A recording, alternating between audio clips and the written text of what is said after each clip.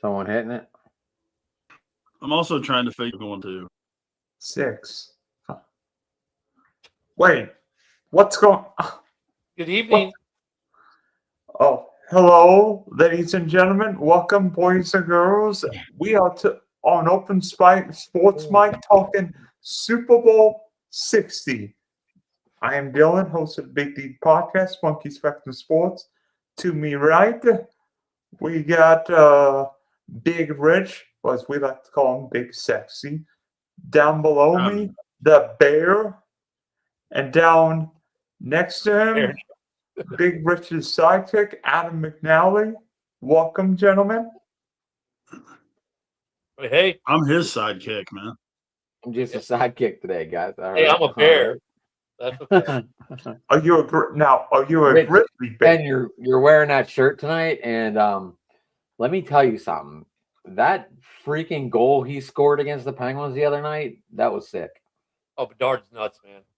That was sick to watch live. Bedard he stopped on a damn dime, sprayed the goaltender, and just fired it top shelf. I thought that was I was just so amazed. And I know you guys got your ass kicked the other night.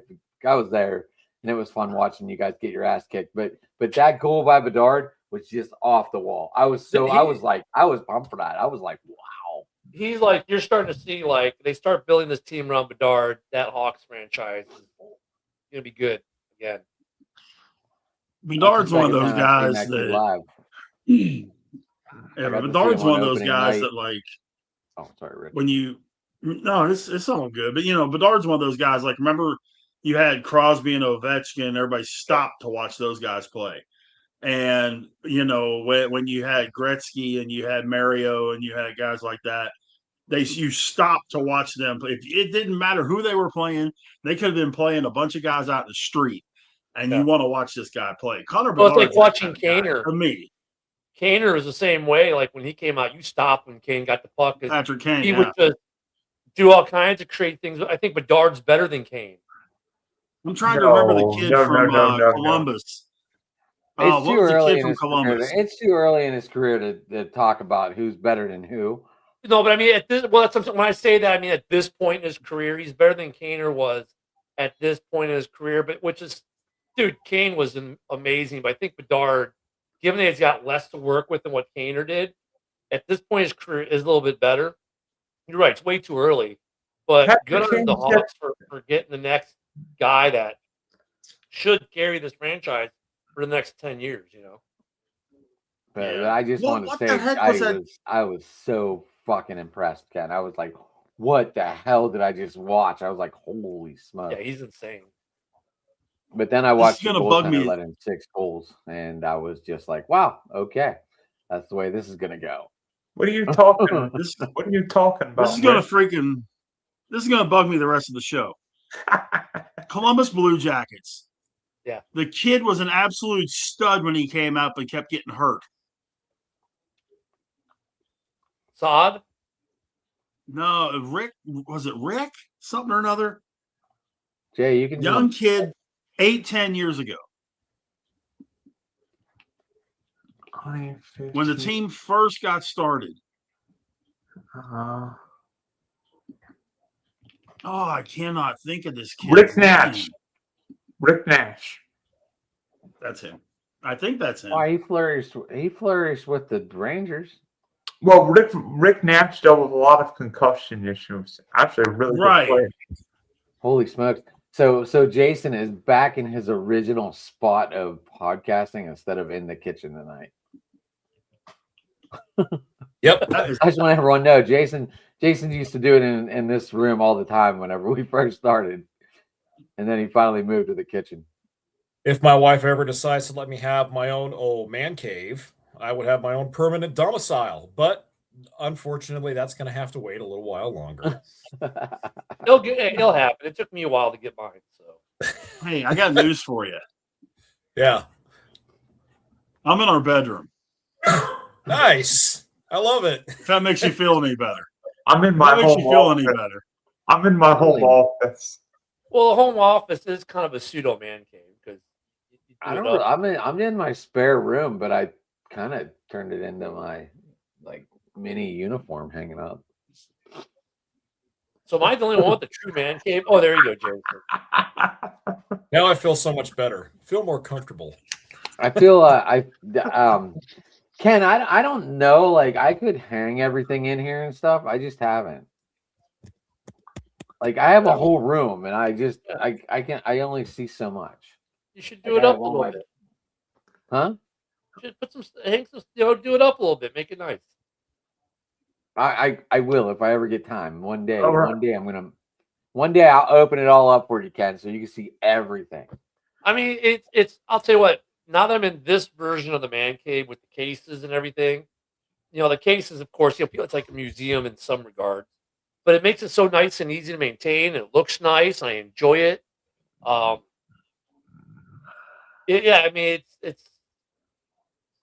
it's enjoyable. I mean, I get to enjoy the room now. It looks clean. It's not cluttered. It's like all my stuff that I want out is out. I still got tons of stuff that's not even out, like other knickknacks. But I'm like, I don't want to overclutter the room because then it's like, then you don't see anything. You just see clutter. You know what I mean? So when you're able to like lay out your stuff, put on the walls, put your bookcases or what else stuff in it, nicely done. It does give it a nice comfort level. Put it that way. Okay, guys. You know what week this is? Super Bowl week. Patriots, Seahawks, Patriots. No, it's not. It's Puppy Bowl. Or Kidden Bowl, whatever bowl. Oh, Puppy Bowl. The Puppy Bowl at halftime. I think I'll be watching that this year. I know what I'll be watching halftime. It's not going to be the. I'll be watching the food in the kitchen. Santa Clara or whatever. Back. What is the greatest play in Super Bowl history? 1985. The Fridge scoring a touchdown. Okay, end the story. That might be the worst play in Super Bowl history of Walter Payton get a touchdown. No, the crime in that is that the Fridge scored a touchdown and Walter Payton didn't. That's the crime and all. That's the biggest crime of the Super Bowl era. The best play that was Dick's biggest regret. That was Dick's biggest regret. I mean, dude, everyone's going to say the Immaculate Reception. I mean, come on. That wasn't even it wasn't even that was the AFC Championship game. It wasn't even a Super Bowl. Never mind. Maybe there is some wiggle room there. I mean, if we live in by the Steelers, I'm going to put James Harrison's interception from the night. That was a big one. Yep. Santonio Holmes catch in the end zone, man. Same game, but Santonio Holmes catch. Defensively, the St. Louis Rams stopping Mike Jones. The Titans up 1 yard short of the end zone. Stopping Dyson on the 1 yard line. Yeah, that was a pretty big play. How about Tyree? Tyree Jason. holding it to his helmet. Yeah. Or what about Manningham? Manningham too. But I mean, right before that. I mean, it's easy to go off. Manningham had that catch right before that. I think the biggest defensive play though would have to be that Rams play. Would have to be one of the biggest defensive plays in Super Bowl history. I mean, because that 1 yard literally decided who won and who didn't. So, Jason, what would be your greatest? I don't know. I'm going to say the Butler interception was pretty big too. Well, that's up there too for me. Yeah. I don't know. I kind of like watching John Elway do the flip. That was pretty cool. Yep. I know that was against Jason's team, but that was a cool thing to watch. It's almost like Jason's frozen in his screen there. Also, the New England defensive stop against Seattle instead of when they didn't give Marshawn the rock. That interception, yeah. Wait, hold on. Who turned that on? He did it himself. We all have shit underneath our names now. Oh. Yeah. I'm just curious. It's in the settings. What about the goal line stop by the 49ers against Cincinnati in Super Bowl 16? Pete Johnson was trying to go through and they stopped him 4 times. That turned the game. Yeah. There's some good just because you're a pup.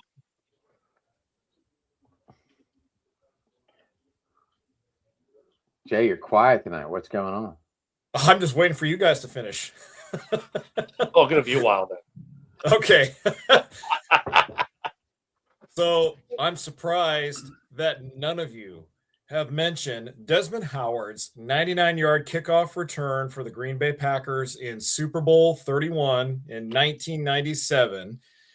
Yes, that's the greatest one. And may I also add, no, it's not, because Devin Hester did the kickoff return, only one in NFL history. okay, but was Devin Hester the only special teams? Oh, no, because he didn't go to the Super Bowl.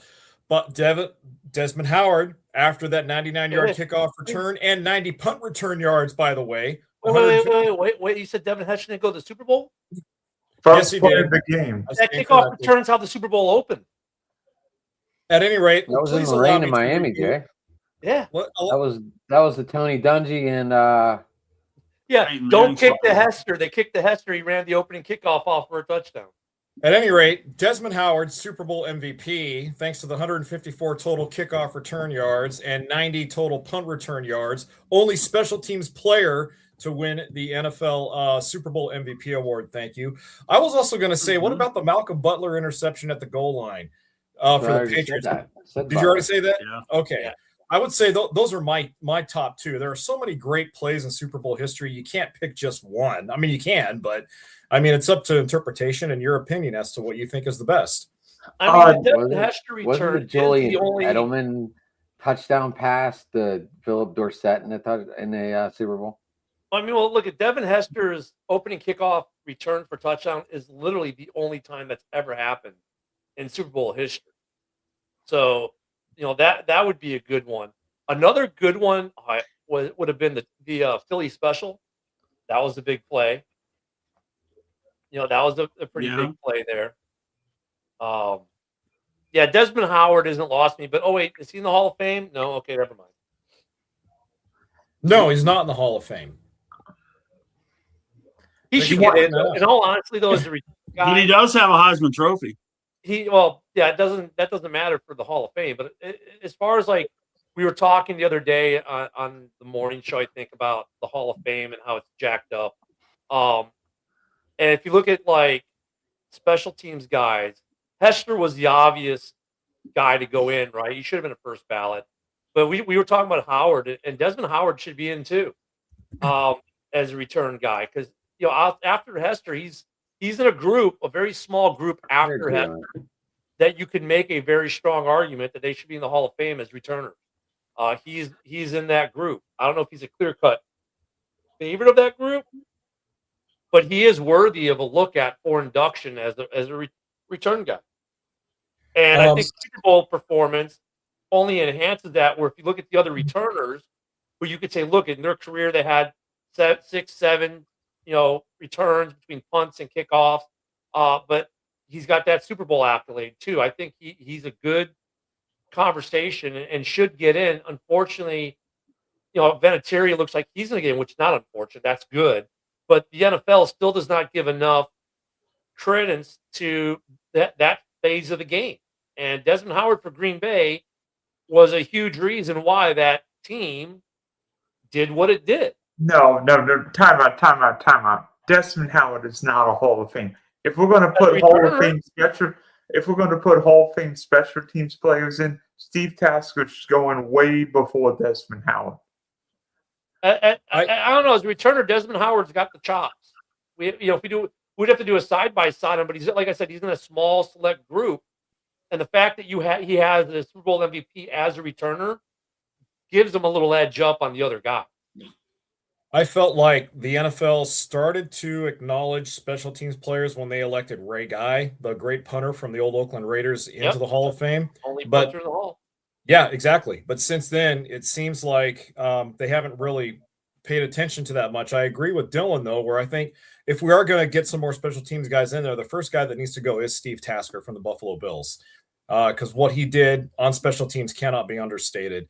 And kick returners, Ken, I think you bring up a good point, because every so often, especially in the NFL, we always hear about that one defining play or that one player that makes that defining play that turns the tide of a game.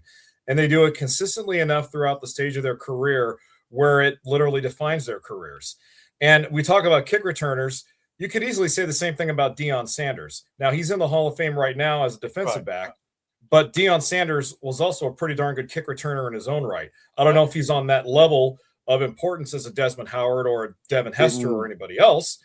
But yeah, I agree. We need to get more special teams guys recognized and elected because they are just as important to the success of a team as any player is. Well, and especially like we get, like we're gonna get another kicker into the Hall, which he's gonna be like what, the fourth field goal kicker. And dude, there are a bunch of other field goal kickers like Grammatica. You can make a case for Robbie Gould. You can make a case for. There's a lot of There's more than a few field goal kickers. You should be able to make a case for. Morgan Anderson. Yeah, definitely Anderson. And then return guys and even gunners. There are some guys who made a career out just being special teams specialists, like gunners, who would lead the league in tackles and turnovers. And like, yeah, I get it. A lot of times the return team is the leftovers. They weren't good enough to be on offense by themselves or defense. And then you get guys who literally say, you know what, I don't care about being on the offense or on the defense. I'm just going to work on the return stuff. I'm being a special teamer guy. And they have 8 or 9 Pro Bowlers as a special teams guy. They're that good. Yeah, they might not have been a great wide receiver, but they are really good special teamers. And I think the NFL they're going to have to look at the Hall of Fame after the bullshit that just went on with Belichick. And Bob they really need to look at that. They really need to look at that and go, They're saving them two for next year to go in with Brady to make it a New England special. By the way, there's that video. I can't remember the name of the creator, but he's like, he has the little whiteboard up. He goes, so the coach has, X amount of wins, and he's in the Hall of Fame. So this coach has 333 wins, should be in the Hall of Fame. No, that guy. I mean, you probably know. Okay, but his logic is completely flawed because Belichick will get in. There has not. So we talked about this last week. We talked about this last week. There has not been one coach that's put in the Hall of Fame within the first 5 years of their eligibility. Dude, not one. Number 2 all time. Not one. Not even Shula. Not even Shula was playing. Number 1. Are you guys against him going in next year with Brady? Are you guys like? They got to start like, it's going to be Brady. It's going to be Gronk. It's going to be Kraft. It's going to be Belichick. It's going to be a New England special next year. Yeah, but I mean, I so why not wait till next year? Like, dude, if there was any coach, 2 years. I'm sorry, 2 years. I'm sorry. If there's any coach that should have been a first Brady's ballot. 27, right, Ken? Yeah, it's 5 years. Or 28. 4 years. 28, they'll be eligible. Yeah. I'm sorry. If there's any coach who should have gone in first ballot, Belichick is like by and far way ahead of every other coach in the Hall of Fame. There's all these reasons for him not to go in first ballot. None of them are legit. Spygate, Deflategate. Deflategate was debunked like so freaking quick, and that wasn't on him. That's more of a Brady thing than a coach thing. Which is why I have no regard for either one of them. If I I'm allowed, if I know what plays are going on, and I can cater the equipment to the way I want it, hell yeah, I can win Super Bowls too. Well, look at Belichick, second all time wins, all time for coaches. Number 1 all time for playoff wins. Number 1 all time for Super Bowl appearances. Number 1 all time for Super Bowl win. I mean, really? Okay, now let's take out the Patriots years. Well, that was 20 years of his career. That's by and large a big. Now you win the 2 Super Bowls, not with the Pats, but he's got 2 other Super Bowls. But I mean, even if you took out the Flakegate, here's the thing, Rich. Let's say we take out the Flakegate year and Spygate year. He still got the most. Even without those 2 years, he still leads in all those stat lines. Even without those 2 years. And he's got 8 Super Bowls. He'd have 4. He'd be tied with Noel for the most. He'd be tied with Noel with Super Bowls. Yep. The Patriots would only have 4. He'd still be number 2 all time in wins. He would still be number 1 all time in playoff wins. Belichick would still have 6 Super Bowls, Rich. Yeah, because he's got 2 additional ones he went to, not with the Pats. I'm sorry, if there was any coach you could make the argument for. Look, I'm not. I said hi to Ann. What are you talking about? I'm not a Patriots fan by any means or stretch of the imagination. But if there was any head coach you could say, yeah, he's got the qualifications to be a first ballot Hall of Famer, it was Bill Belichick. Yeah. But Bill Polian, I'm gonna reset because I'm having a connection issue. I'm gonna reset. So because I go away, I'll be right back. Bill Polian's feelings got hurt because he got whipped up by him for decades. So now he's not going to let him in. Okay. I don't know why you guys are so against like my philosophy here.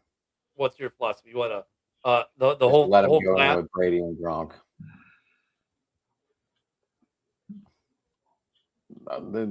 You got to start saving money somewhere. I know you want this place packed every year, but eventually you got to start putting them in by teams.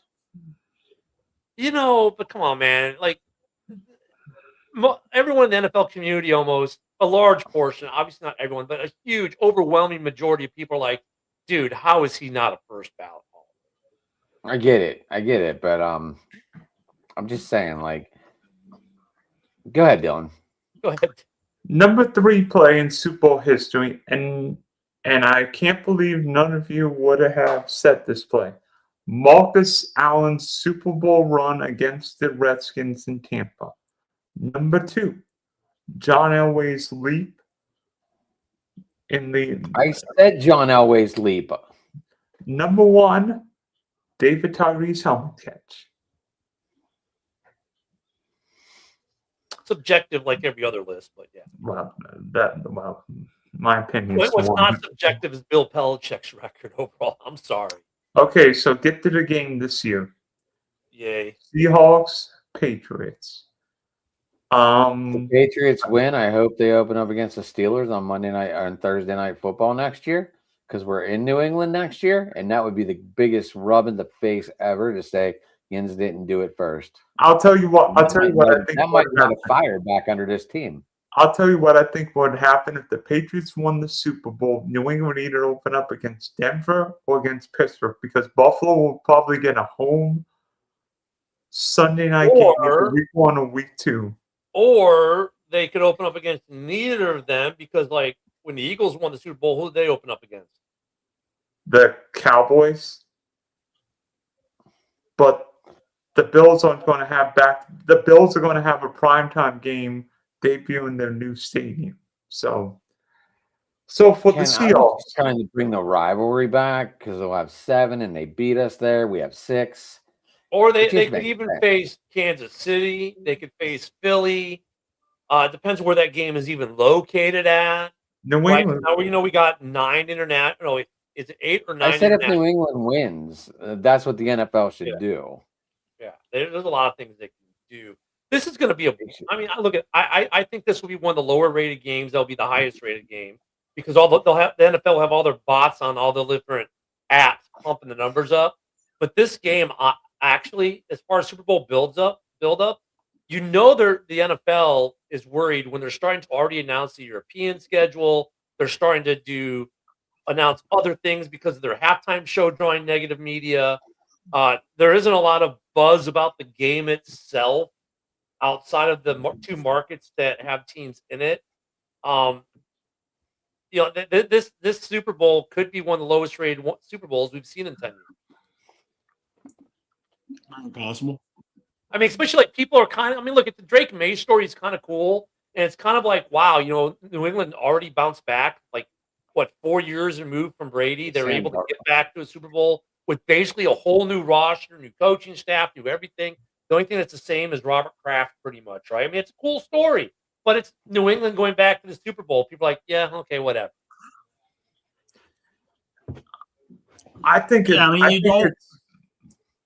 weird that Drake May is in the Super Bowl before Josh Allen, but that's here and neither there. Well, actually, the funnier one, Dylan, is now Josh Allen cannot be the first from his draft class as quarterback to get to the Super Bowl because Ginger Jesus is there. Sam Darnold was drafted the same year. Sam Darnold is the first quarterback from that draft class to make a Super Bowl appearance. Before Lamar, before Josh. Yep. Yeah. Before Baker. Yep. Was the first overall pick in that draft. Yeah. So, but has he ever really been on a Super Bowl caliber team? Yes. Last year, they screwed the pooch in Minnesota because they were a Super Bowl caliber team. that screwed the pooch in that playoff game. They had the talent to get there. Oh, it's the biggest James Harden fan now. I think that Vikings team had the talent. They just screwed the pooch in that playoff game. And now the Vikings 2 good years of Darnold, actually. Yeah. But that's probably why Mr. Quezzy got Evans. fired. You know, Quezzy probably got fired partially because Sam Darnold got to the Super Bowl this year after they let him walk out the door. So, Evan, what do you think about your new head coach now? It's growing on me, but I still think it was the wrong hire. And I think that him being 60 this week, is he really going to coach this team for the next decade and lead a dynasty? I don't think so. Or even something competent to at least be a continuous playoff contender. So Steelers fan, I think. Who, Yeah. who in your eyes would have been the right hire? You're not going to like it, but Shieldhouse.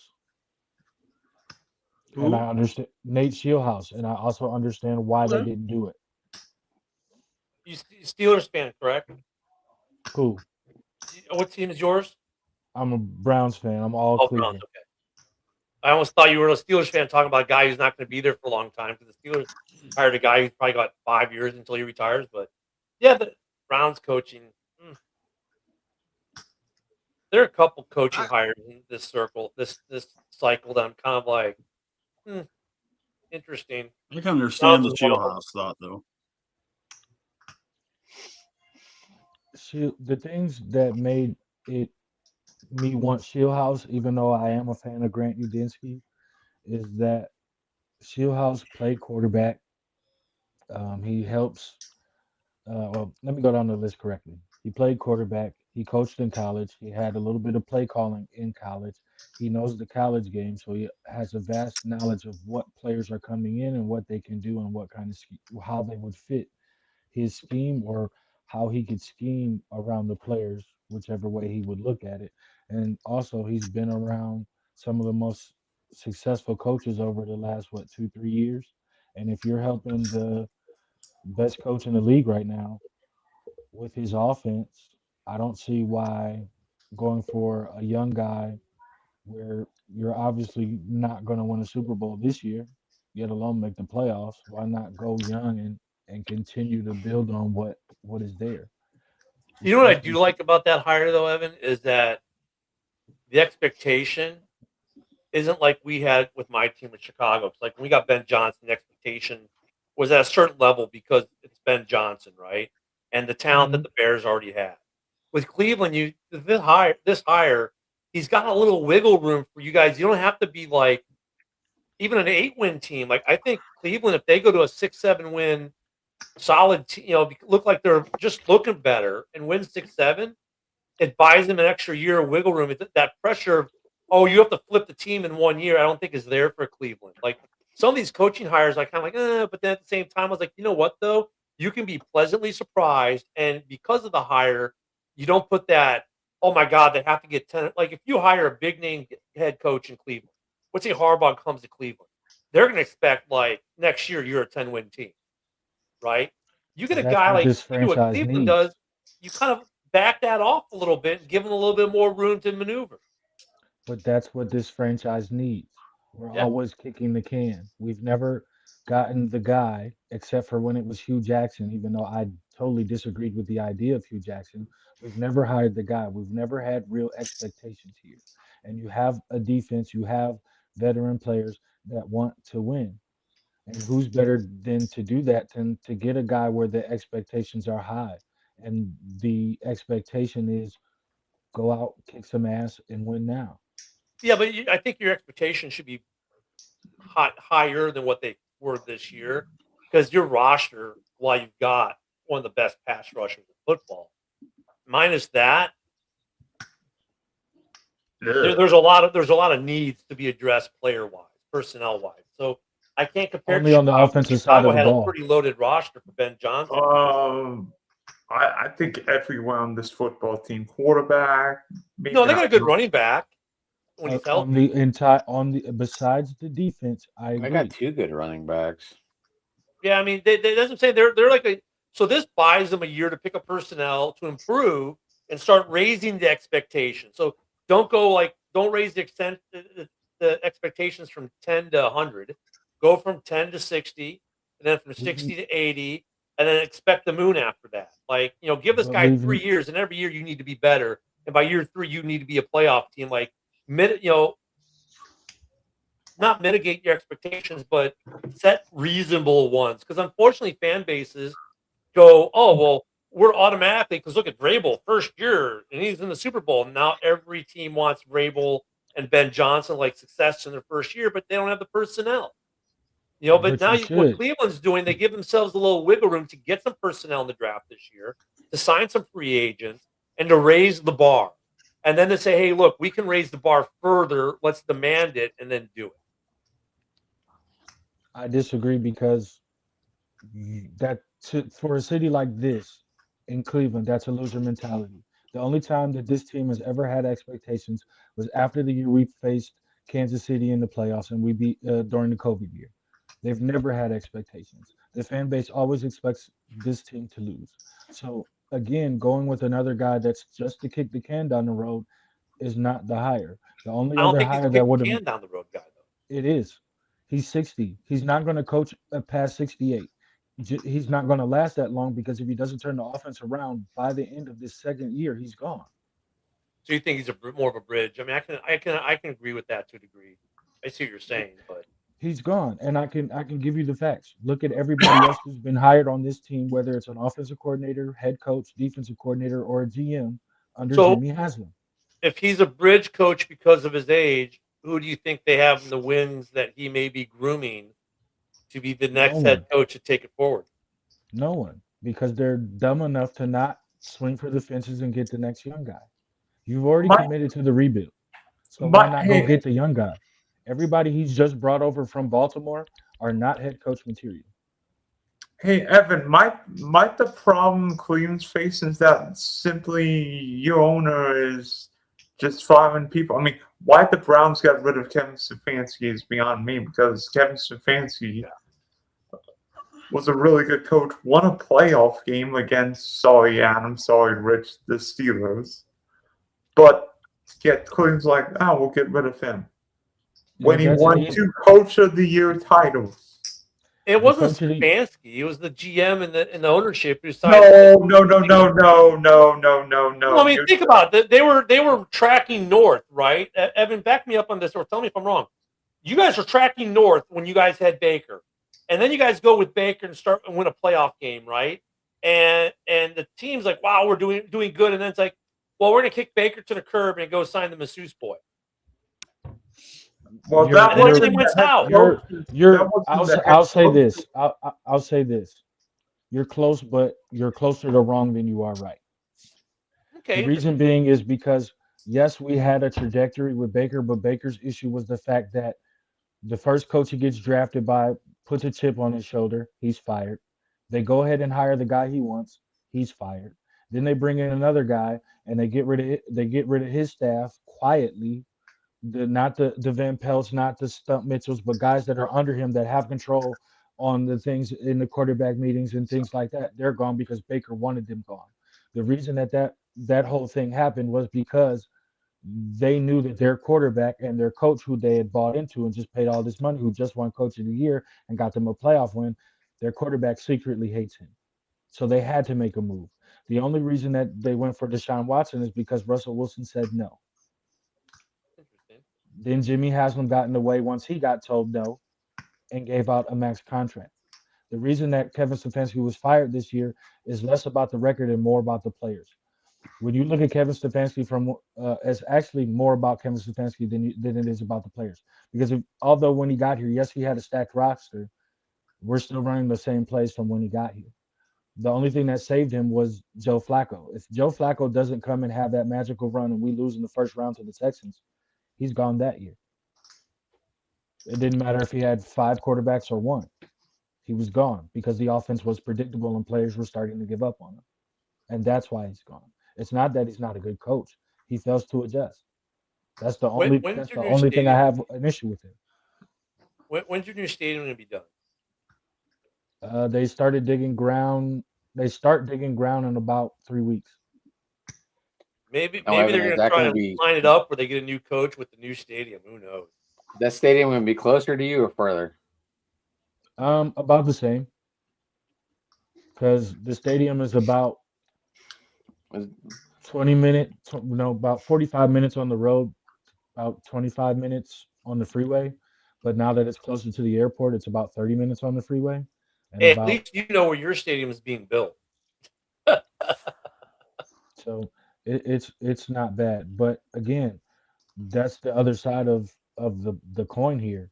You're getting a bridge coach who doesn't have a protege under him who can run or coach a team versus getting the guy that you can let coach and run the team and see if you got something. And then you have that coach going into your new stadium with a high powered offense with some remnants and some replacements of this stout defense that we have right now. Well, I know Um, we've been talking a lot about the guys that have been hired to take spots. Flying under the radar has been something that I don't think a lot of us have really thought about, except for one person in this group, and that's an extension that got given out just on the to a day. certain head coach in Green Oh no, Bay. I thought about it too. Jason's not the only one. Jason, I mean, you were ready to run Matt LaFleur out on the first thing smoking. And then the Right, team go ahead. turns around and gives him an extension. Thoughts? Okay, so here are my initial thoughts. And I'm gonna try my best to not sound like a hypocrite, but I probably will anyway, so oh well, so be it. My initial thoughts are these, okay? At some point, you can have a head coach for a certain amount of time to where you finally decide that you need a new voice, you need a new direction, you need new leadership both in and out of the locker room. The Buffalo Bills made that decision the hard way when they let Sean McDermott go because they decided, okay, we need a new direction, new leadership. I feel that way with the Green Bay Packers right now. I feel like we've gone as far as we can possibly go with Matt LaFleur, Brian Gutekunst as the two main guys calling the shots. Now, I have all the respect in the world for Ed Policy. I think Ed Policy is a decent businessman. He seems to have a general idea of what he wants to do. But the problem is that all we've gotten with Matt LaFleur are solid to really good regular seasons and early playoff exits. We haven't gotten past the NFC Championship round since Lord knows when, and we all know when that was. So as much as I don't agree with them giving LaFleur and Gutekunst and everyone else their extensions, when I look at the rest of the coaching pool, when I look at the rest of the executive pool out there, the Packers are one of those teams, Rich and everyone, that they contend every season, and they're like the Steelers. They expect to contend every single season. And so when you look at the coaching pool that was available out there, when you look at the executives that were available out there, who out there could they have brought in from a pool of Mike McDaniel? And now I know they hired Jonathan Gannon as their defensive coordinator, but who out there amongst the available head coaches, guys like Chris Shula, Mike McDaniel, so on and so forth, could they have brought in to make them a legitimate contender next season? The answer to that question is no. So with that being said, I think despite the fact that I feel they need to move on, ultimately I think they made the right decision by retaining LaFleur and Gutekunst at this time. Because at least with those two guys back, we know that there will still be some stability there. There will still be some level of expectancy. And as far as where they go beyond, I don't know. There are some difficult changes that need to be made within that organization from both levels, from the front office down onto the field. And I think for the first time this season, Matt LaFleur hopefully has fully realized the scope of his coaching and that he needs to get better, but his coaches need to get better as well. So that's my take on it, Rich. Again, I'm trying not to sound hypocritical, but it's really hard to when, up in here in my heart, I don't want him to come back. But up here, I think it ultimately was the right decision for them to bring him back. We were talking about a lot on the morning show because my co-host is a Packers fan, so yeah, this got a lot of airtime for us. And Jason, I kind of agree with you on a lot of it. I mean, honestly, I don't know. Maybe they could have gotten McDermott in. Maybe they could have done something different there. But and Gutekunst kind of saved his job with the trade. So it's like, okay, well, give LaFleur the extension. Gutekunst gets the extension because of the trade, and it's not his fault that they lost to the Bears in the playoffs, which was a great game, by the way. It wasn't like they got blown out or completely shredded, you know. And then you had the big injury to the big trade, so maybe you give them a little credit there. But I know a lot of Packer fans, so I deal with them daily, who coming into New York Giants game were like, look, if the Packers lose this Giants game, fire LaFleur. And let's not forget, the Packers were literally the only reason they made the playoffs is because of a tie. Had they lost, if they lost to the Cowboys, they don't get to the playoffs this year. So I agree a lot with what Jason said. It's gonna be interesting because you might be able to say now that LaFleur is not going to be the best LaFleur head coach for the NFL next year. His brother might outshine him in Arizona. Because when I watch LaFleur now, his play calling, like Jason said, has gotten kind of bland. You kind of know what's coming. They're personnel-wise, they have issues that they haven't addressed under Gutekunst. They've let their offensive line slip, which used to be that was their thing. Like the running joke was to be, hey, you need another offensive lineman, just go to Jason's garden. They grow him in the backyard in Green Bay. Now that Zach Tom is going to be back, but how healthy is he going to be?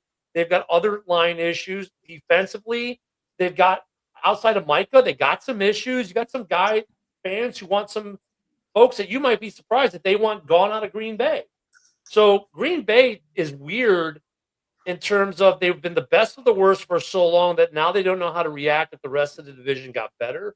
And that basically the whole division won at least 9 games this year is troubling for Green Bay. And while they made the playoffs, they can mask it a little bit because we got to the playoffs. They're in trouble. The rest of the division is caught up. And Green Bay is slipping. And it's not like, I mean, break it down the easier way. Matt LaFleur with Jordan Love as a tandem have never won the division. Goff has won it twice. Caleb has now won it in his second year, and Ben Johnson's first year. And if you're a Green Bay fan, you're going, what the hell? So I think he's on a short lease. They got the extension, but I would say their seats are still pretty warm in Green Bay. I agree. Yeah, I think the extension. I think the extensions for both those guys was more or less okay. This is it. This is your official last chance to prove to us that you can win with the talent you guys are putting on the field. And something else too. It's ironic because Jordan Love had the best season of his career this year. He was second in the NFL overall in pass completion percentage. He played his best football on the field. He didn't try and do too much. He didn't turn the ball over a lot. So, I mean, Jordan took some big steps forward in his development, but now we're getting to the point in Jordan's career where, okay, you've taken these steps, but now it's time to put up or shut up. Okay. And so now, it gets to the point where, all right, the Packers, it's just not on LaFleur and Gutekunst now. It also officially falls now on Jordan. And it also officially falls now on Josh Jacobs, whom they brought in as a free agent, which, by the way, I still think was a great decision that they brought him in. And it also Jason, with Jordan, people need to remember he's on year 7. Yep, that's right. People forget that. They think, oh, this is year 4. No, this is year 7. He's not a spring chicken he's not one of these hot young quarterbacks. He's year 7, guys. He's been around for a minute now. So with Love, they've got probably a window of opportunity while he's in his peak range, which looks like he got into this year finally. They've got to do some things, and they drafted their first wide receiver in 2 decades in the first round. And while he showed a little bit of a flash in that playoff game, for the most part for this year, it was like, did they draft a wide receiver? Okay, but see, I chalk that up not to Golden being a bust. I chalk that up to LaFleur just not utilizing him at all. Right. Because I'm just saying, where was he all year? Why did LaFleur? And some Packer fans will give you the way it's done in Green Bay, you have to earn your stripes and your playing time through years. No. That's Matt LaFleur not calling his number. and Jordan Love not having faith to throw to him. Is But this a true statement there? What? Nah, Mike and Louise put on there. Not from Take Willis to Miami. Oh, Actually, that's a hot rumor because look at the head coaches. But yeah, I mean Green Bay's got some issues, and I agree with Jason that I think this was the kind of the warning shot. Like we're gonna give this to you, but look at you need to do something, and you're only getting this because there's really not another option right now. But if you're not getting it done, and next year there's another option, your extension might not mean much. Yeah. So yeah, that's how I feel about it, Rich. So, I'll just say I'm 50-50. I'm not excited about it, but I'm not exactly bummed out about it either. I'll leave it at that. Bears fans, believe it or not, Jason, are about where you're at too. They're just I kind of got you. like, well, they're like it's not good. It's good that we know what we got. They're not going to get any. They're kind of ambivalent about it too. It's like, So guys, I've got a question. If Sam Darnold wins the Super Bowl on Sunday, and within 3 words, where would you rank his story from being the number 3 pick in the Jets to a potential Super Bowl? Where would you rate Sam Darnold's story in 3 words? Go around the room. Jason, you first. Well, if he wins the Super Bowl, I don't think his story will be quite as feel good as Kurt Warner's was when he won the Super Bowl with the Rams. But I will say this, that it will be on a scale of 1 to 10, Dylan. I think it'll be about maybe a 6 or a 7, just simply because Darnold started out with some bad teams, went to a good team in the 49ers, saw the writing on the wall when they signed Brock Purdy to an extension, wasn't going to get any time there, goes to a potentially great team with the Vikings, and saw even more writing on the wall when they drafted J.J. McCarthy and they decided to move on from him. He's had to go through a lot of adversity. And you know what? Even when he was at USC, guys, I saw him play a lot of football at USC. He was a decent quarterback while playing at Southern Cal. He had good command of the offense back then, but he was never considered coming out of high school, he was one of the top highly regarded quarterbacks out of high school. But coming from college to the pros, I mean, there were a lot of scouts who didn't even have him as a first round or a second round draft pick, for crying out loud. So he's had to overcome a lot of adversity to get where he's at. But so, yeah, Dylan, on that feel-good scale, 1 to 10 for me, it's probably about a 6 or a 7. I still think Kurt Warner's is bar none the best ever. That's just my opinion. I've got a 3-letter phrase. USC. Hey, 3 words of Sam Darnold, his story. You ready? Got Quezzy fired.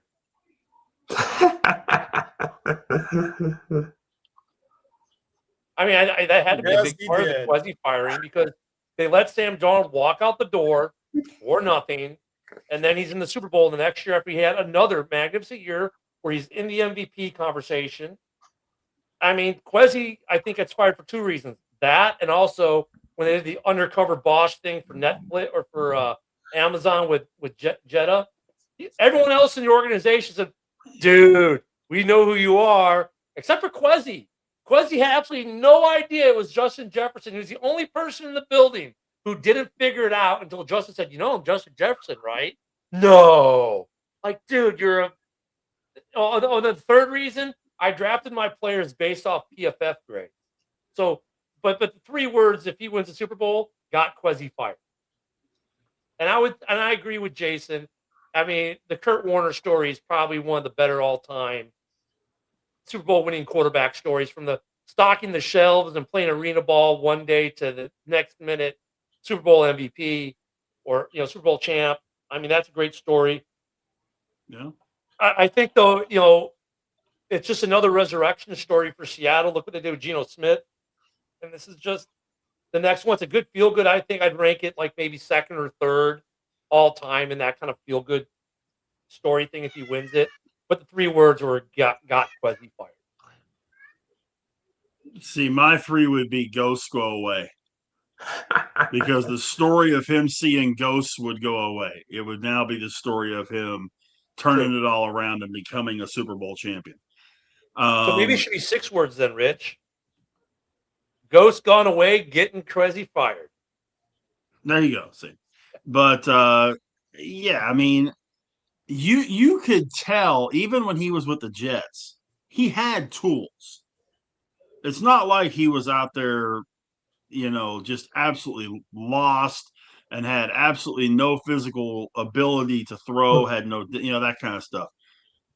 But he to me is the epitome of a quarterback that I talk about a lot. That if you make him throw 40 or 50 times, you're screwed.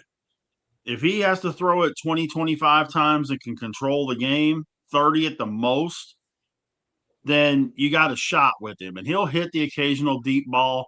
Doesn't hurt that you have a receiver like JSN, which, like he had Justin Jefferson in Minnesota. It doesn't hurt to have that as an asset as well. But, you could tell he could play. It was just a matter of being in that the right situation. And he hadn't been in that situation till he got to Minnesota. It's a good story. It's one of those stories that I'm sure they're going to hammer a ton during the 94-hour pregame show that I think starts tomorrow afternoon. But it's I win or lose, it's a good story. Win or lose, it's a good showing for him. And whether he stays in Seattle or not, and they'd be stupid if they let him go. That team might have a couple of years run in them. Seattle's second youngest team in the league. I don't think that old, by the way, Jason, guys. can we see a picture of your dog? Evan, what do you got? I was gonna say 2 phrases. Yeah, Molly. I was gonna say 2 phrases. The first one, Cam was right in the sense of game managers and game changers as far as you see how quarterbacks go, but it also pairs with the second thing I was going to say was not patient enough. It's starting to seem like a lot of these teams draft a quarterback before they're ready to have one, and then when he doesn't perform, they ship him off somewhere, and then he goes to a second or third team, and then they start looking like what they were drafted to be. They start looking like what you expect from a starting quarterback in the NFL. So those were the 2 things that I would say. But as far as the story, I don't think it changes much. I think what it does is it puts a nice shiny diamond in his belt and a nice paycheck in his bank. But I think if he has continued success, then it changes the narrative that Rich was talking about. Because right now, I'm not going to say that his play is bad, and that's not what I mean by this phrase. But this offense, when he's not cooking, looks like the Bears with Rex Grossman at quarterback. Hey, now. He's got a great defense, and then on top of that, you're turning around and if he can't get time to throw or they can't get the run game going, he's not going to be much. So I Careful with want the to see Rex more. Grossman. Why is that? I know players who will like Desmond Clark, tight end, and I asked him point blank who was the best quarterback he ever played with. Believe it or not, he said Rex Grossman. He said because when Rex Grossman was on, the dude was insane. He's like, yeah, then he chuckles, yeah, but when he's off, yeah. But he's like, when Rex Grossman was on his game, he said there was no one better. And this is coming from a former player. And I've talked to a couple former players who'd say the same thing. Rex Grossman kind of we watched Rex Grossman get ruined by Lovie Smith live on TV. But there are a lot of players who will tell you Rex Grossman was actually a really good quarterback that Chicago actually just ruined more than anything. Just to be a smartass, we could say the same thing about Johnny Manziel. But I did like Rex at Florida. But again, it's 2 different animals, and that's what I'm really trying to get at. So, but I definitely feel because there were moments that he did have where like if he was on, he was that guy. So I see it from both sides.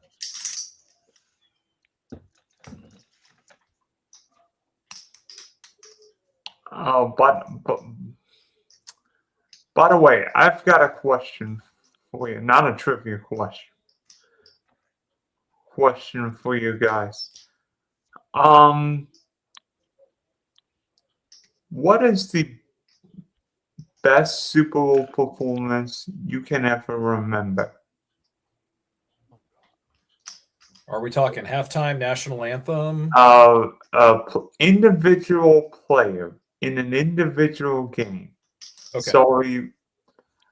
Sorry, Prince, Purple Rain in Purple Rain. That was great. Prince is number one on halftime show. Whitney Houston's number one on the national anthem. Moving on. Yeah, I agree. I'm gonna make an objection. Carrie Underwood is better than Whitney Houston. That's just no. No. As much as I like Carrie Underwood, no. Oh, Whitney Houston. No. After that Super Bowl, they sold that her rendition as a CD single. That is the only time that has ever happened where a performer performed the national anthem at an event, and then they were like, it was so damn good, they had to sell it for sale in music stores across America within a week. No. And it was the number one record in the country. Yeah. It was the number one record in the country for like 9 weeks. Yeah, no. And you know what's great about Prince? I'm kidding. Prince halftime performance?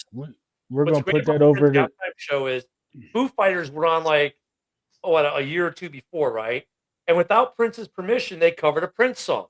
So what did Prince do during his halftime show? He covered the Foo Fighters song. And it was actually better than the Foo Fighters. And Dave Grohl's like, yeah, it was better than us. I mean, hands down, the best show was Prince. Over Michael Jackson what were you saying, in 1993? Yeah, over Michael Jackson in 93. Yeah. Those are the top two, though. Yeah. Prince and Michael are the top two. I think we know the most controversial halftime show, and CBS is still paying fines for that. Yeah, Jackson, Justin Timberlake, wardrobe malfunction. You know what? I mean, we talked about this Monday because like no one's really amped for Bad Bunny. You know what they could have done this year, which would have been a really, really good show? There are two really good options they would have had. Now, granted, they have not had a rock band in about 16 years for a half. They had Metallica. They could have Metallica in their hometown. But if they didn't want to go, if that was going to be too hard for them, they could have gone with Linkin Park, who's at the tail end of a very good, very highly successful tour for their new album. And that would have been top 40 / rock enough to kind of break this mold, this funk that they've gotten into. Because actually another show that gets honorable mention was the LA show. That was a great show with Dre and Snoop and Eminem and 50. That was a good halftime show. Objectively, that was one of the better ones in the last decade. But they could have gone a route. They could have gone Linkin Park, and Linkin Park could have brought the house down. They could have gone with Metallica and brought the house down. Instead, they would have gone political again.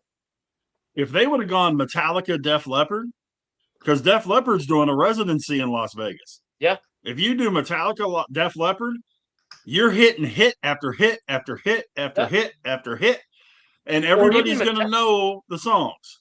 Or even Metallica and Linkin Park, you could have done that and just been. I mean, there were options. There were options, and the NFL just Prince though that show. I thought the halftime show was supposed to enhance the experience. Now it's taken away from it. Yeah, see, really, to me, the only two really good ones they've had in quite a while was the one with Snoop and Dre and those guys, and then Bruno Mars. Those were good. But outside of that, they really haven't had a really good one in I think forever. Rihanna could have been better. I like Rihanna, but Rihanna her could have been pregnancy kind of like made it where she couldn't do as much as she wanted. And ball her out to her. She went out there and she did a show as pregnant as she was, and her music is good. I think the show lacked partially because of where she was physically herself. So that wasn't. I don't want to write that one off because that had a lot of great potential. But the NFL, man, they've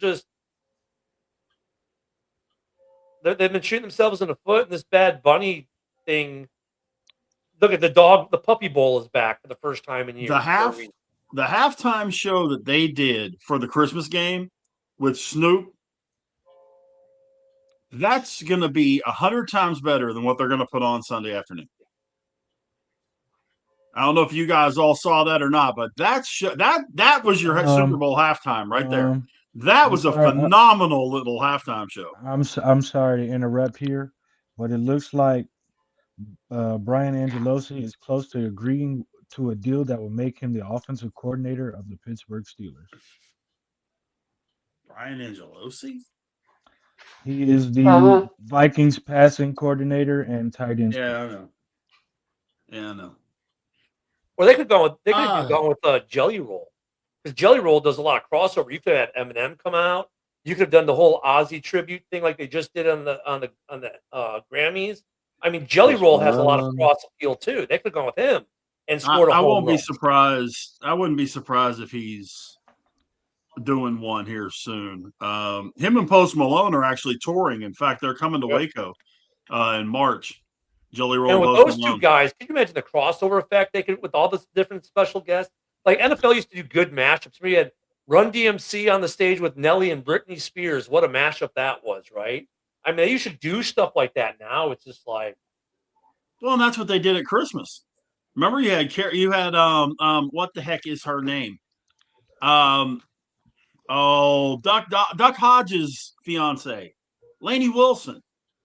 She came out and did the Christmas Carol and that kind of thing. And I mean, that's the kind of stuff they should have done. Can I ask a question to that? Yeah.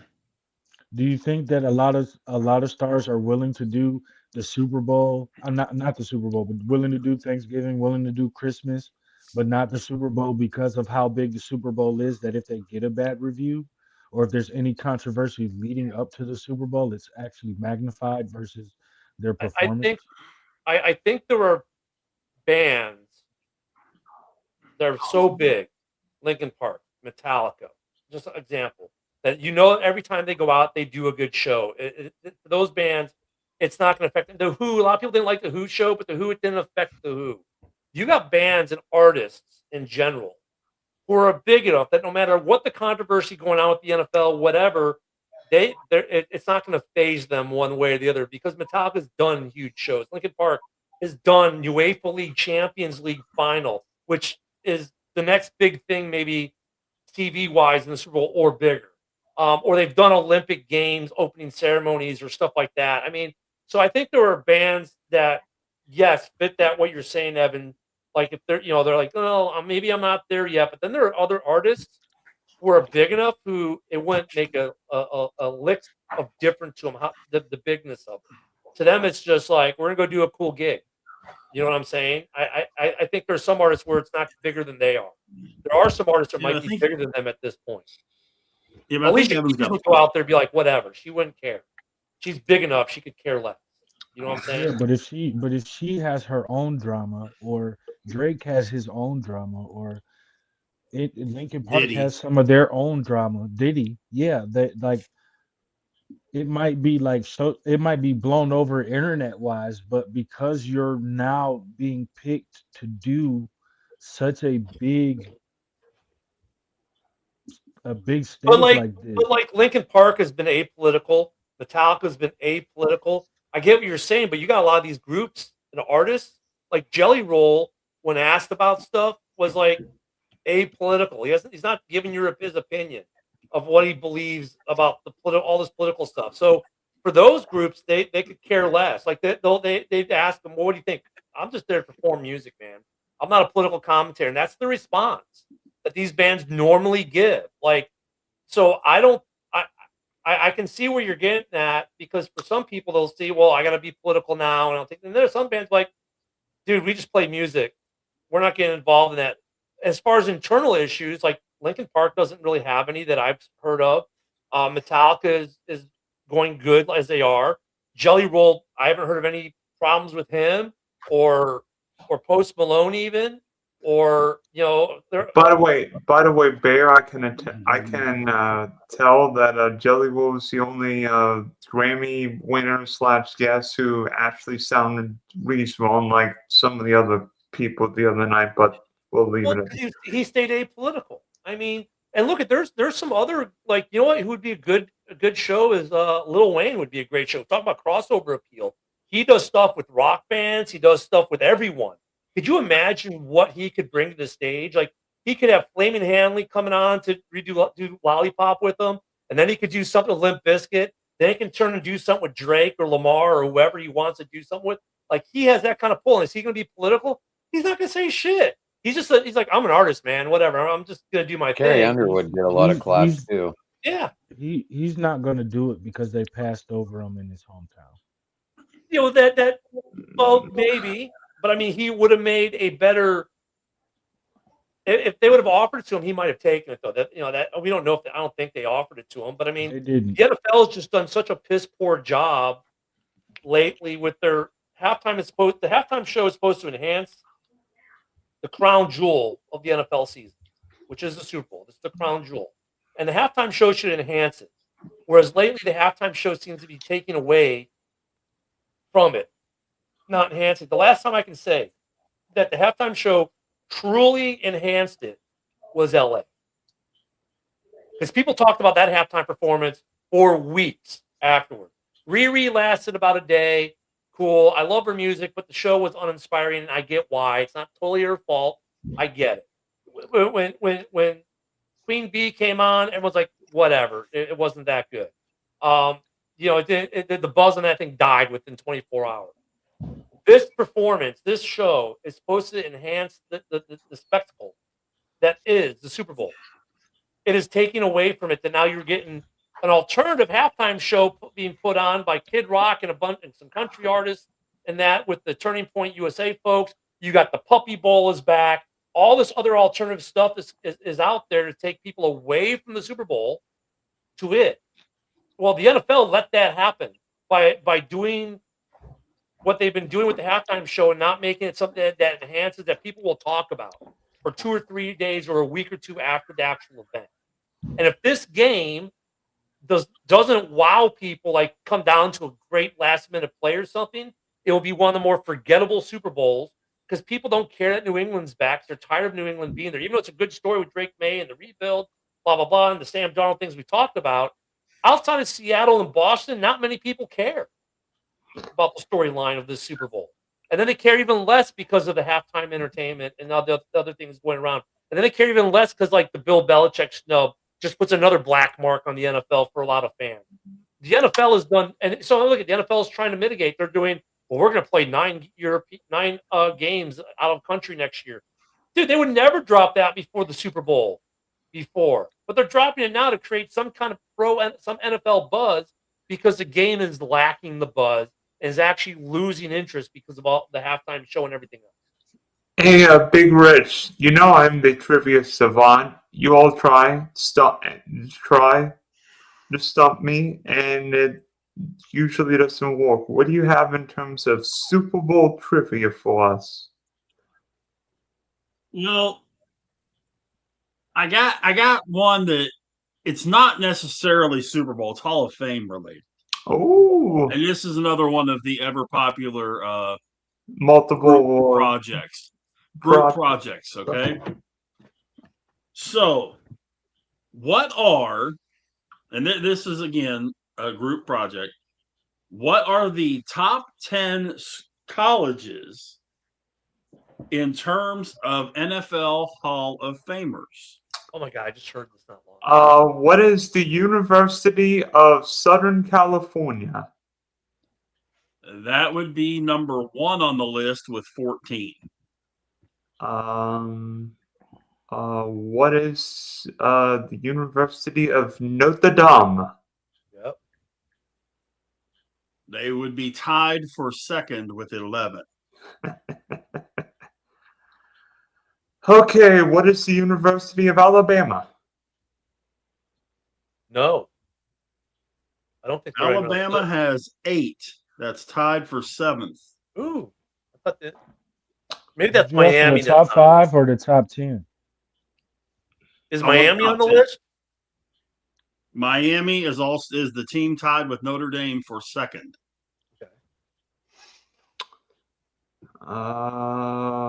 You have Michigan and Ohio State are in the top 10.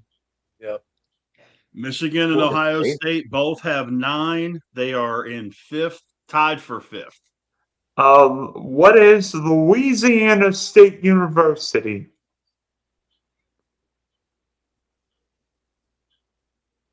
They are tied for 9th. What about the University of Pittsburgh? They had a great run for a while. They are 4th with 10. Yeah. Hmm. Is Auburn on the list? Bo Jackson not in the Hall of Fame.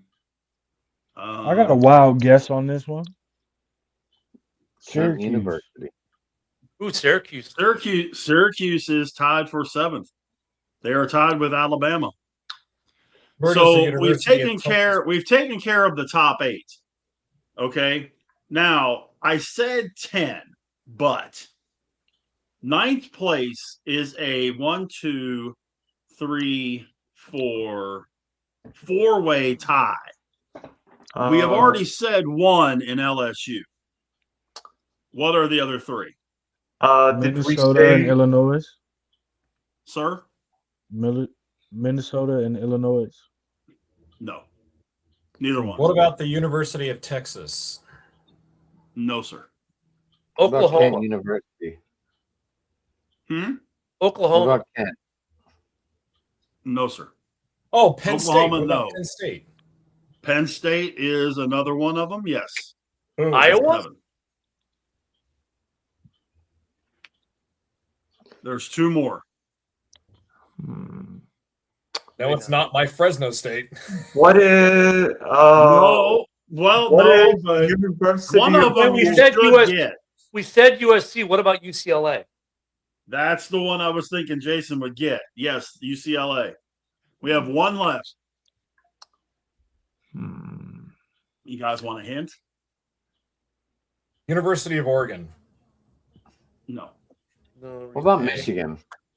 Somebody No, already no, said we already had Michigan. We already had Michigan. What about Michigan State? No, sir. What is the University of Georgia? Nope.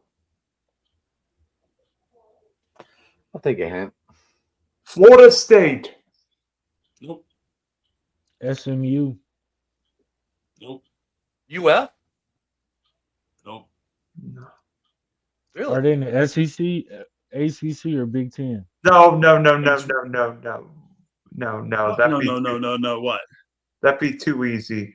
I've got one. Okay. I've got one for you. Did this? Oh, California. No. Cal? Oh crap! What is the University of Stanford? Nope. And it's Stanford University. Okay, Stanford. Whatever. Give What us is a hint. Washington for? Boston College. Nope. Okay. East, Arkansas. west, south, north. West. A What is university Brigham of- Young University? No. Not Colorado. How far west? That would be too obvious. West. It's not, because I don't know if he's going west of Arkansas or west of UF. Oh, Like, no. Okay, let's say west of Texas. How's that? Okay, Rich, what because about- my next choice was going to be Baylor, but I'm like, that's not really west. Rich, what Um, about the That University of narrows, it down Arizona? to, that narrows it down to 110 schools. Baylor is not correct either. I'm sorry, Jason. What about the University of Arizona? Close. Arizona State. That would be our answer. Really? Was Okay. ASU? Really? Arizona State. Arizona State, LSU, Penn State, and UCLA all have 7 alumnus in the NFL Hall of Fame. You know what? Rick I mean, Pitino. how many does Illinois have? Does Illinois? But yes, For the singular state of Illinois? or is it just the? Oh, the state of Illinois? Yeah, the college U of I, University of Illinois. Butkus. I know Butkus. Did Red Grange go to Illinois? So I thought he did too. That'd be at least 2. But after them, though, it does get kind of. You actually have. Hold on. Hall of Famers by college. Illinois has 6. 6, okay. Dick Big Butkus, ESPN. Red Grange, George Hallis, Bobby Mitchell, Ray Nitschke, and Hugh Ray. It's been so. Not Hugh Ray, but Hugh Decade. Ray. Yeah, the legendary Ray Nitschke, baby, former Green Bay Packer. Thank you. Yep. Hey, You want climb an up here easier in one second this- place, Jason. You guys want an easier one this time? No, we want a harder. I want a harder one. You may have a harder one for you in a minute, but here's a little All right. softball for you. I'm just gonna let you know. What I gotta two- bounce after this question. Okay. Yeah, me too. Yeah. By the way, Adam, What two- who's the Super Bowl? I'm taking New England. Go ahead, Rich. What 2 cities are tied for the most Super Bowls hosted with 11 each? What are Miami and New Orleans? Told you it was an easier one. Well, yeah, he's been studying the Super Bowl questions all day. I mean, he put on there what Super Bowl questions we go over. He's been studying this shit all fucking day. By the way, the first Super Bowl in New Orleans was not in the Superdome. That was at Tulane Stadium. Super Right, it Bowl was the Steelers and the Vikings, Super Bowl 9. 4. Wait a minute, Super Bowl 4 was in New Orleans. Wait a minute, was It's it? true. Both of those were played at Tulane. Yeah, because Super Bowl 12 was the first one in the dome. Okay, here we go. Here's another one. This one will probably be easy, but think about this for a minute. What's the only Super Bowl to not be known by a Roman numeral?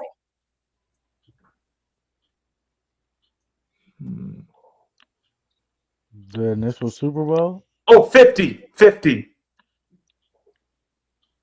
There you go. Really? Okay. Did not know that. Now you Adam's think right. about it, you're right. That's the only one I saw. That's right. You still see it as, yeah, that's interesting. Didn't think of That that. took about 30 seconds longer than I thought it was going to. No, but I Bill, mean you're that cheating, because man. you don't got the answers don't right in think- front of you. you don't necessarily think Huh? about that. That makes sense. Now that I think back of it, you're right. Wow. I wonder why they did that for 50. I don't know. It's weird. Big Rich, I got a right. jet, man. But hey, how do people get a hold of you, buddy? Yeah, you guys can follow me on X/Twitter at Dodger Jason. Feel free to follow me and converse with me on there. Before I go on my way out, I just want to say something real quick. My final shout out is to legendary Browns quarterback Bernie Kosar. He originally had a liver transplant a while back. He had some relapses that put him back in the hospital. And I follow his Twitter account, and it's so sad to see what has happened to Bernie physically, because he was one of the toughest competitors I ever saw play at any position. But my thoughts and prayers are with Bernie Kosar. I hope he has a continued speedy recovery. Still a champion. Was a champion at He Miami. was at home, wasn't he? He was at home, Jay, wasn't he? I don't know, but at any rate, he's I been could have having swore some they showed inspiring. him. I could have swore they had pictures of him by the lake. Well, at any rate, just continued prayers to Bernie Kosar. Hope the guy makes a speedy and healthy recovery. With that, again, follow me on X, Dodger Jason. Guys, it was fun again. Great talking with all of you. God bless everyone. Look forward to it again next time. Always a pleasure, man. Have a good one, Jason. You too. All right, I'm bugging out too. You guys can get me at Sports Talking It on Twitter, guys. You guys can follow me on Driving to the Top Productions. Me and Rich going live tomorrow night. Are we going live, Rich? We didn't even talk about it. As far as we know, we good. All right, we're good. 9:00 tomorrow night, 8 Eastern or Central. Yeah, hey guys, it's been fun. Evan, I love seeing you back on the show. It's good to see you back. Ken, good to see you. Rich, Dylan, always keep pumping it out, doing a good job, guys. And yeah, this cold weather is finally going away, and stop beating the living piss out of me every day, and I feel a little better. Cool. Good. Good Go stuff, get them, brother. man. I'll talk to you tomorrow. All right, guys. See you soon. Yeah, I got to fly too, guys. Yeah, I'm gonna call it. So, All right, you can get for me. You Bear can get me Rick. right there at my Yeah. name. There we go. Get me right there. Catch me There you every go. morning, 10 a.m. Central, 11 on the East, 10 and 10 in the morning. House Hall's in flux right now as we're going to take a little bit of time off. But you can catch me there. And then, of course, here every Tuesday and on Wednesday, we're on with JB for that round table, which should be hilarious. Which maybe Jamie will actually show up to that tomorrow, seeing as he's MIA tonight with the shortest outro in podcast history, Jamie Malloy. But yeah, good to see you guys. As far as Dylan for the game, so I know you want us to pick winners and losers. I think we all lost, but you know what? I'm going to take Sam Darnold just to really piss off Vikings fans. I'm going to take the Seahawks just to piss off Vikings fans even. I could care less who wins this game, though, to be honest. You know what? I think Rick May and the Patriots are gonna go to the Bay Area and make Sam Darnold see ghosts.